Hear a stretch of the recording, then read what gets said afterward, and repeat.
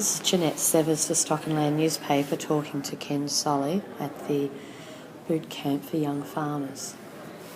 So Ken, if you can recap for me how this came about.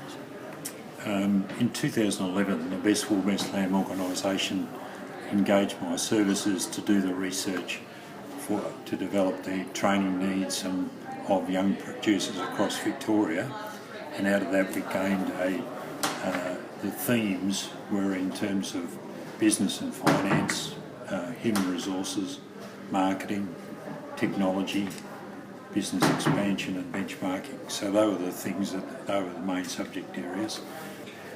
Right at the start, they'd have a combined workshop and a central point across the state, and then head off out into their individual subject areas. And then between the workshops, there would be a study tour which enabled the participants to get onto the very best properties. But thank goodness now they've got these pilots going in 3 locations this week at Sale, Bendigo and Hamilton. And my guess is if the feedback's very positive, then that'll provide a lot of motivation to go forward to develop the other topic areas. We find that a lot of people, when they have actually gone through agricultural college or whatever, they've never managed a business beforehand, so they can't necessarily see the fit.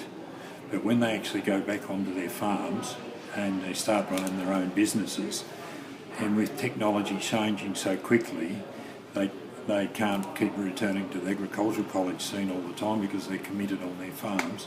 And this is a way of perhaps having 8 to 10 days off the farm a year. And talking with Neil Barr, who's a social researcher. Now Neil, you were saying that we don't really have anything to worry about with the age of our farmers. We've actually got quite a high proportion of young farmers in this country. The important thing is that we're way ahead of most of our developed world competitors. The only country I can find from looking at 31, 32 countries' data, the only country that's got a greater proportion of young farmers than Australia is our neighbour New Zealand. And that's because they have a greater proportion of dairy farms than we do. If we had the same proportion of dairy farms, we'd be knocking on their door on those numbers. So what's the conversation we should be having around young people in farming? Well, we shouldn't be worrying too much about the relatively large number of farms that are run by people my age. I've turned 60 or older. I mean, many of those farms are quite small. What's really important is what's happening on the larger farms that produce more than their fair share of agricultural output. And I know for Victoria, in an average year, the largest 10% of farms produce almost half the value of production, and the smallest half produce only 10%. So if you're thinking about farmer age and having farmers to produce the food for the future, what's important is the farm demographic structure on those larger farms. And those larger farms tend to be where you are more likely to find younger farmers. You think about it, makes a lot of sense.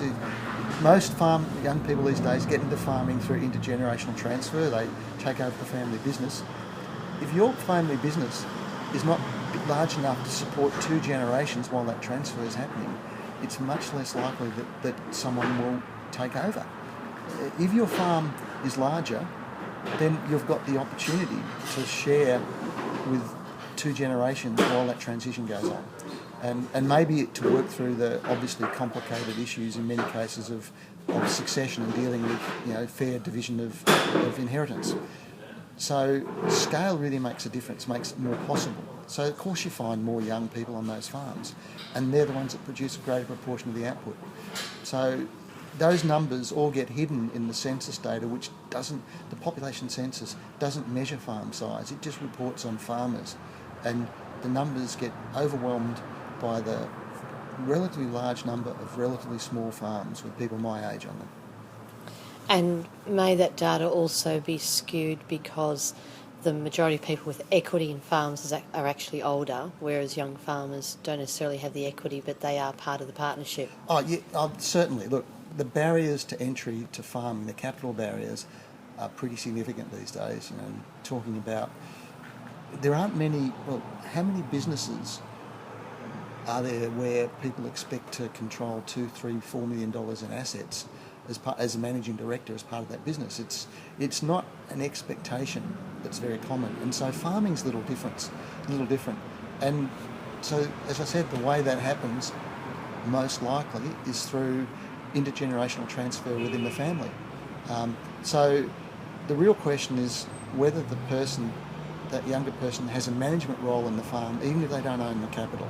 And that's often the way that it's being managed these days. I think there's a lot of enlightened farms these days that run a more business structure, more sophisticated business structure where capital and management and labour are all separated. I'm not saying everyone does this, but it's on the larger farms that have the capacity to do this. This makes it quite clear that there's a return for management and there's a return for capital, and they're separate things. So like the older generation may own the capital and they gradually withdraw from the management, but they get paid for their ownership of the capital. And the younger generation knows there's an inheritance to be sorted out in the future, but they get rewarded for their management. And they're safeguarding the future inheritance as well. Someone once said to me, it's important for young farmers to have skin in the game. That is absolutely true. I've been looking at there's a new census data set that's been released the last year. Looks at what happened to people in the 2006 census and where they were in 2011, and that shows that for people in their prime working age who are farmers, in the years between 2006 and 2011, they drop out of farming. These are manager, owner, operators, drop out of farming to go into another occupation at the rate of about 1% a year. That's very low turnover. They have skin in the game, as you say. Those people who are working as employed managers of farms without necessarily being on a family farm, their turnover is much higher. It's 5, 6, 7% per annum. They don't have skin in the game to the same extent. So you can look at that both ways. You can say that they're freer to follow other opportunities that arise, which might be elsewhere in that large business that mightn't be farming, or might be somewhere else entirely where their farming skills demonstrate that they've got business acumen. My name is Bridie Anderson. I'm from Derryman in Victoria. The best things I got out of today were the economics side of it. It's something that I don't have enough knowledge on and have walked away with greater knowledge. And the way to deal with negative media about our industry. I have been a defensive person and I've realised a positive response is going to be a much better way to proceed in the future. Rowan Paulette from Flynn. Today's been really good. We've covered a wide range of topics. It's opened our eyes to probably a lot of things we already know and should be doing, but reinforced some pretty strong messages along the way. I really enjoyed the chat we had on succession planning. It's topic that affects me and our family and our business. So it's something I suppose it's a bridge we're going to cross it at some stage. I'm Joey Travascus. I'm with Beef at the Farm Gate near August. Really enjoyed the day, particularly the areas on social marketing and our outlook to other people about how our industry looks and what we can do to promote how our industries are perceived to the general public. It's also a great chance to network and to enjoy the company of other young farmers. I'm Ben Hatch from Three Oaks Southdown Stud in Athlone. Came today to learn a bit on how to manage debt and expand a farming business from a young person's perspective, but also from older experienced people. And I also found the part about succession planning very good, and I think that's something that could be approached a lot more with any farming discussions like today. And I'd recommend it to anyone, especially young people looking to go ahead. And I think everybody will get something a bit different, but there's definitely something in it for everyone.